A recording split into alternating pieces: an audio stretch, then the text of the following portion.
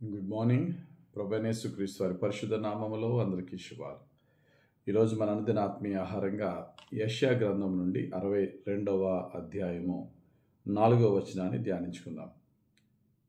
విడవబడిన దానివని ఇక మీదట నీవనబడవు, పాడైనదని ఇకను నీ దేశమును గూర్చి చెప్పబడదు. హెప్సీబా అని నీకును, బ్యోలా అని నీ భూమికిని పేర్లు పెట్టబడును. యెహోవా నిన్ను గూర్చి ఆనందించుచున్నాడు, నీ దేశము వివాహితమగును. చదవబడిన వచనం మనం చూసినట్లయితే ఇశ్రాయేలు దేశము కొరకు, ఇశ్రాయేలు జాతిని ఉద్దేశించి ప్రభు చెప్తున్న మాటలు. ఈ మాటలు చెప్తున్నప్పుడు ఇశ్రాయేలు పరిస్థితి చాలా భయంకరంగా ఉంది. దేవుణ్ణి విడిచిపెట్టి, నీతిని విడిచిపెట్టి, రక్షణను కోల్పోయి దేవునికి వ్యతిరేకంగా జీవించినందుకు దేవుడు వారిని చాలా ఘోరమైన శిక్షకు అప్పగించారు. ఇశ్రాయేల్లో సగభాగము నార్త్ ఇజ్రాయేల్ అంతా కూడా అష్షూరీయుల చేత దోచబడింది.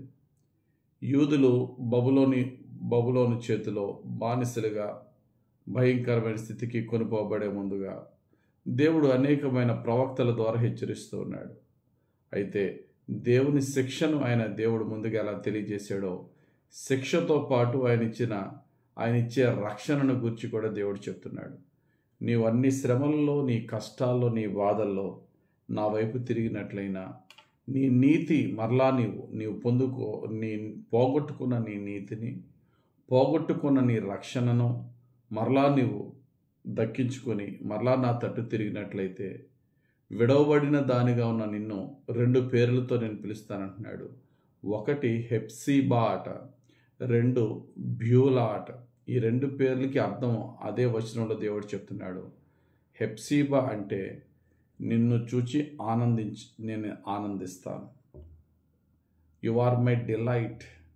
యెహోవా నిన్ను గూర్చి ఆనందించుచున్నాడు అని దానికి అర్థం ఏంటంటే హెప్సీబా అంటే. ఎప్పుడైతే మనం నీతిగా దేవుని రక్షణలోనికి మనం మరలా మారు మనసు పొంది వస్తామో, పరలోకములో 99 నీతిమంతుల కంటే ఒక మారు మనసు పొందిన ఒక పాపి విషయంలో ఎక్కువ సంతోషము, ఎక్కువ దేవదూతల సముఖంలో దేవునికి ఎక్కువ ఆనందం కలుగుతుందట. మనం మారు మనసు దేవునికి ఆనందాన్ని ఇస్తుంది. పోగొట్టుకున్న రక్షణను మరలా ప్రభు దగ్గరికి వచ్చినట్లయితే దేవుడు మనలను చూచి ఆనందిస్తాడు. అది హెప్సీబా. 2వది శ్రేష్టమైన మాట బ్యోలా అంటే నీ దేశము వివాహితమగును. అంటే అర్థం ఏంటంటే ఐ విల్ మ్యారీ యూ, నేను నిన్ను పెళ్లి చేసుకుంటాను, నువ్వు నా భార్యగా ఉంటావని దేవుడే చెప్తున్నాడు. నేను నిన్ను విడిచిపెట్టను, నువ్వు విడిచిపెట్టిన దానిగా ఉండవు. నేను నిన్ను కోరుకుని నిన్ను చూచి సంతోషించి నిన్ను నా దానిగా నేను చేసుకున్నాను అని దేవుడు చెప్తున్నాడు. గమనించండి, మన జీవితంలో ఇది నెరవేరాలి అంటే మనల్ని చూచి దేవుడు ఆనందించాలి. మనల్ని దేవుడు ఇష్టపూర్వకంగా ఆయన సొంతంగా చేసుకున్నప్పుడు నమ్మకమైన భర్త భార్య ప్రతి అవసరతను ఎలా తీర్చి ఎలా సంరక్షిస్తాడో అంతకంటే శ్రేష్టముగా మనం సృష్టించిన మన సృష్టికర్త అయిన మన పరమ తండ్రి అంతకంటే గొప్పగా మనల్ని ఆదరించేవాడు. మన నుండి దేవుడు కోరుకునేది ఏంటట చూడండి. మనం 62 యెషయా గ్రంథం 62వ అధ్యాయం 4వ వచనం చదివాం. పైన 1-2 వచనాలు ఉంటాయి. దేవుడు వారిలో కోరుకున్న మార్పు. సియోను నీతి సూర్యుని కాంతి వలె కనబడే వరకు, సియోను నీతి సూర్యుని కాంతి వలె కనబడే వరకు, దాని రక్షణ దీపము వలె వెలుగుచుండు వరకు. ఇక్కడ 2 మాటలు ఉపయోగించాడు.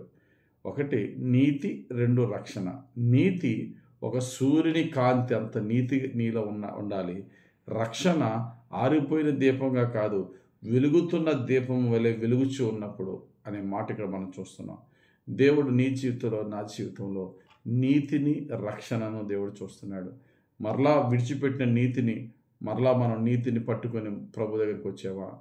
ఈ లోక పాపాలకి తాకట్టు పెట్టేసిన ఆ రక్షణను మరలా ప్రభువా నీవే నా ఆశ్రయమని మన రక్షకుడు అయిన ప్రభు పాదాలు పట్టేమా? దేవుడు మరలా మనం చేర్చుకోవడానికి సిద్ధంగా ఉన్నాడు. మరలా మనం విడవబడిన భ్రష్ట బ్రతుకు నుండి మరలా మనల్ని చూచి మన మారు మనసు, రక్షణ జీవితం, నీతిని చూచి ఆనందించే దేవుడు మనలను ఆయన సొంతంగా చేసుకుని ఆయన యొక్క మహిమైశ్వర్యంతో మనల్ని నింపడానికి ప్రభు సిద్ధంగా ఉన్నాడు. మన హృదయాలను ప్రభుకి అప్పగిద్దాం.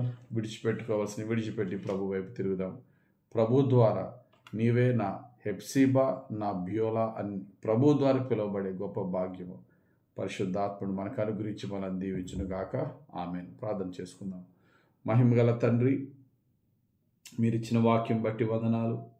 మా జీవితాలు నేడు ఎలా ఉన్నప్పటికీ అయ్యా, మమ్మలను మేము సరి చేసుకుని నీ ద్వారా నీవే నా హెప్సిబా, నీవే నా బ్యోలా అని నీ ద్వారా పిలువబడే ధన్యత మాకు మా కుటుంబాలకు దయచేయమని, నిత్యము మాకు భర్తగా ఉండి మమ్మల్ని ఉద్ధరించి దీవించమని యేసుక్రీస్తు వారి పరిశుద్ధ నామములో నీ నీతికి నీ రక్షణకు మమ్మల్ని అప్పగించుకుని ప్రార్థించి వేడుకొంచున్నాము తండ్రి. ఆమె తండ్రి యొక్కయు కుమారుని యొక్కయు పరిశుద్ధాత్మ దేవుని అభిషేకం మనపై దిగి వచ్చి హెచ్చుగా మనలను ప్రభు బాటలో పరిశుద్ధాత్ముడు నడిపించును గాక. Amen. God bless you. Have a very blessed day.